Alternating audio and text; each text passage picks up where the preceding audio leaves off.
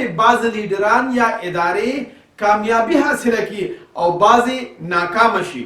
د مثال په توګه اپل کمپیوټر کمپنی خپل پروډکټس یو انقلابي حد پورې د بدلولو صلاحیت لري او په دې کې هیڅکله نه ناکامه شوی. او د دې نه موږ ته دا پته لګي چې ولې خلکو د یو قوم بدلولو دپاره ډاکټر مارټن لوتر کینګ فالو کو. او دغه شانت ډیر داسې په دنیا کې خلک دي چې هغوی داسې قسمه بدلون راوستی دی. ډیرو پکې په کمپنیانو او په انډسټریز کې بدلون راوستی دی، خو بعضې پکې پوره دنیا او قوم بدل کړی دی. د مثال په توګه باندې رایټ برادران، سټیو جاب، قائد اعظم محمد علی جناح، خان عبدالغفار خان، موهن داس کرمچند گاندھی، مولانا الیاس رحمت الله علیه او زمونږه او ستاسو خوږ پیغمبر حضرت محمد صلی الله علیه وسلم. د خدای دپاره پښتنو سانونه وپېژنئ، ستاسو دپاره خو به ځان له پیغمبر نه راځي.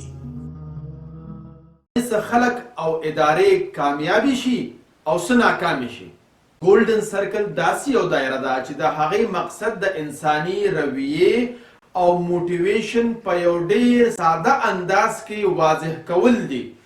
د دې دایرې شروع د ولې یعنی د وای نه کیږي او د هغې نه پس چې کومه دایره ده هغه د څنګه یعنی د هاو دایره ده او ټول نه اخري دایره د څه یعنی د وټ دایره ده.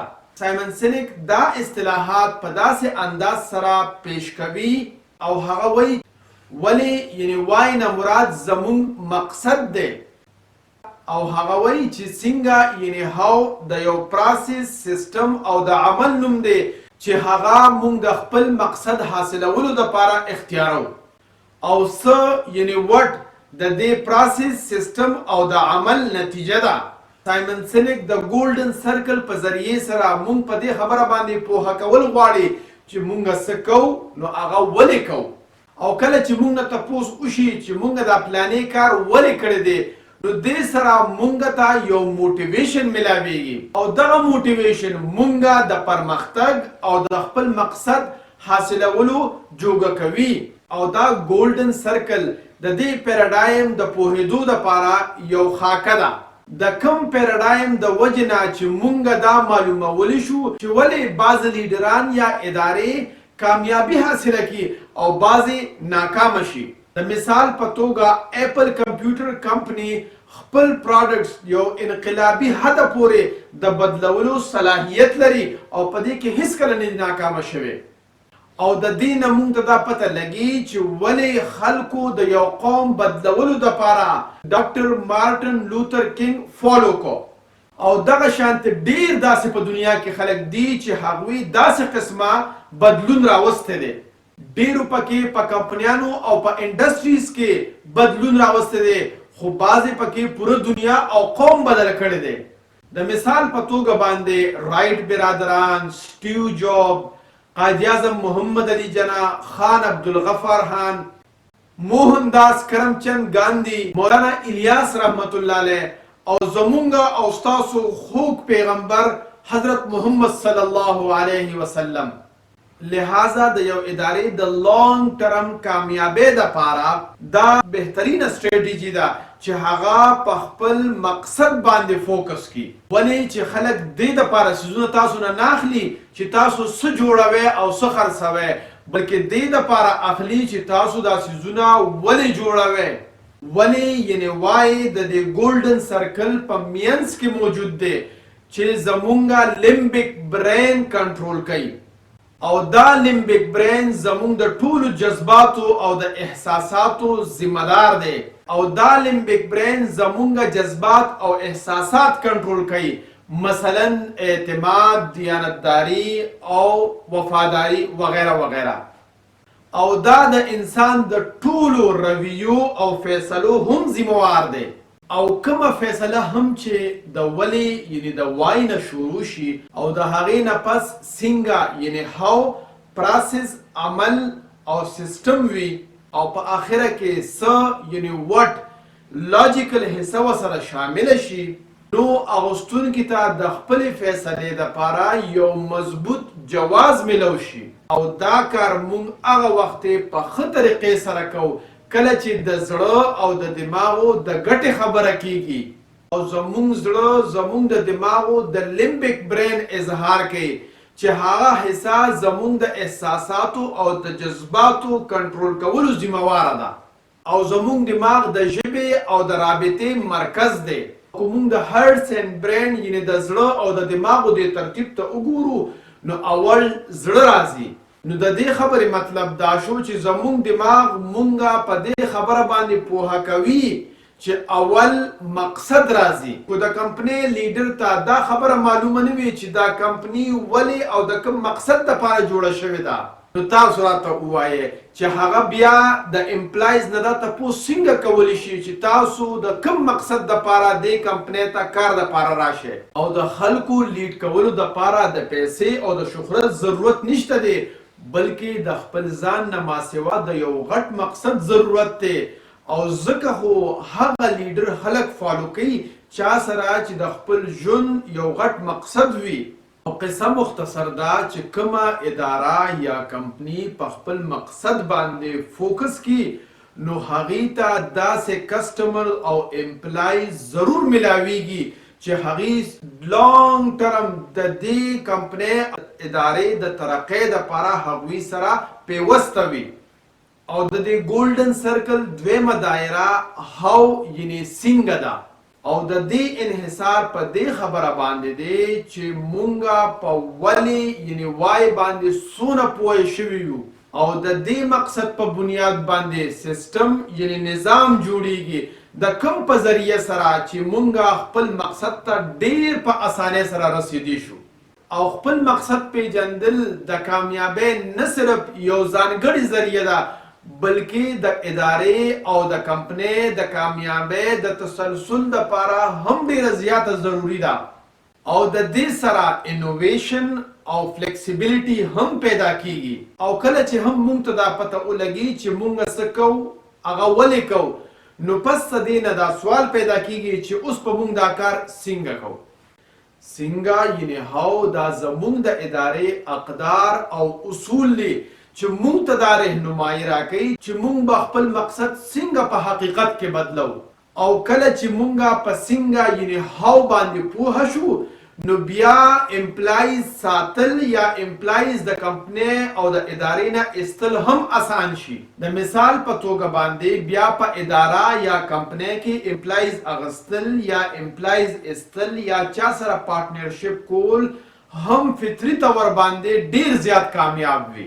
او چې مونږ په کمپنۍ یا په اداره کې څه هم کوو او څنګه کوو نو پکار دا ده چې زمونږه هر یو امپلای ته دا معلومه وي او دا زمونږه د ډیسپلین یو حصه وي. نو هله به تاسو او ستاسو اداره د خپل مقصد نه بل اړخ ته هرګز نه ځي. او تاسو په خپله اداره کې څنګه کار کوئ لګیا یې نو تاسو به خپل او د خپل ملازمینو احتساب هم په اسانه طریقې سره کولی شي. مونږه عام طور باندې په خپله کمپنۍ او په اداره کې په دیوالونو باندې خپل کور ویلیوز د اسم یعنې د نون په طور باندې لیکلي وي. مثلا وفاداری، اعتماد، انوویشن یعنې جدت وغیره وغیره. ولې چې دا نون دی ورب نه دی. د مثال په توګه باندې انوویشن یو نون دی. بل اړخ ته پرابلمز ته په ډیفرنٹ انګل سره ګوره دا یو ورب دی. نو دا ورب مونږ ته یو ډیر کلیر ډایرکشن راکوي چې مونږ له څه کول پکار دي. نو بیا چې کله هم مونږ ته په اداره یا په کمپنۍ کې څه پرابلم راځي نو مونږ به ورته په ډیفرنٹ انګل سره د کتلو کوشش کوو او د هغې مسلې حل به راوکاږو. او په دې طریقې سره زمونږه کمپنی او اداره به مخ پر وړاندې ځي او مونږ به ډیر په اسانه طریقې سره د خپل امپلایز احتساب هم کولی شو. او صرف په دیوال باندې د انوویشن لیکلو سره انوویشن نه راځي بلکې په دې لیکلو سره چې تاسو هر یو پرابلم ته په ډیفرنٹ انګل سره ګورئ نو بیا به انوویشن راځي. او دا وجه ده چې ډیسپلین په دې نقطه باندې فوکس کوي چې تاسو با خپل مقصد څنګه حاصلوي. څه یعنی وټ نه مراد هغه دی چې مونږ څه کوو او مونږ چې په کمپنۍ یا په اداره کې څه هم کوو نو هغه مونږ دا یو ثبوت ورکو چې زمونږ مقصد څه دی. نو قصه مختصر دا شوه چې ولې یعنی وای نه مراد زمونږ یقین او مقصد دی او د څنګه یعنی هاو نه مراد هغه کارونه دي چې مونږ د خپل مقصد په حقیقت کې د بدلولو دپاره کوو او څه یعنی وټ د دغې کارونو نتیجه او ثمره ده. د مثال په توګه باندې مونږ چې څه هم کوو لکه مارکیټینګ شو، زمونږه پروډکټس شو، زمونږه سرویسز شو، زمونږه امپلایز سره رویه، اخلاق او کردار وغیره وغیره.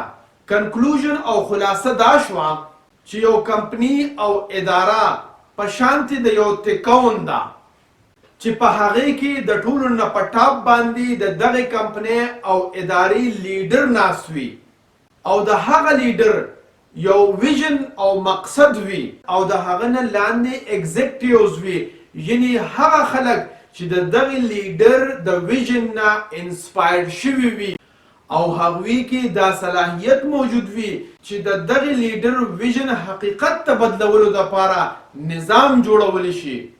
خدای دې کړي چې د یو ادارې لیډر څومره هم با اثره شخصیت ولې نه وي خو هغه ته د داسې خلکو ضرورت خامخا وي چې د ده ویژن په حقیقت کې د بدلولو دپاره نظام جوړولی شي. د ټولو نه لاندې سطحه هغه د وټ یعنی د څه ده او دا د دغې نظام او د عمل په نتیجه کې چې څه څیز جوړ شي هغې ته مونږه وټ یعنی څه وایو، مثلا پروډکټس او سرویسز وغیره وغیره. نو ځکه خو سایمن سینک وایي چې خلک ستاسو سرویسز او ستاسو څیزونه دې دپاره نه اخلي چې تاسو څه جوړوئ بلکې دې دپاره اخلي چې تاسو د کوم مقصد دپاره سرویسز پرووایډ کوئ او زمونږه پروډکټس او زمونږه سرویسز زمونږ د مقصد یو ظاهري او مادي ثبوت دی. او کله چې هم مونږه د ولې یعنی د خپل مقصد نه شروع نه کوو نو خلک به چې څیزونه او سرویسز زمونږه اخلي نو د لاجیک په بنیاد باندې به اخلي او د جذباتو احساساتو په بنیاد باندې به هرگز نه اخلي.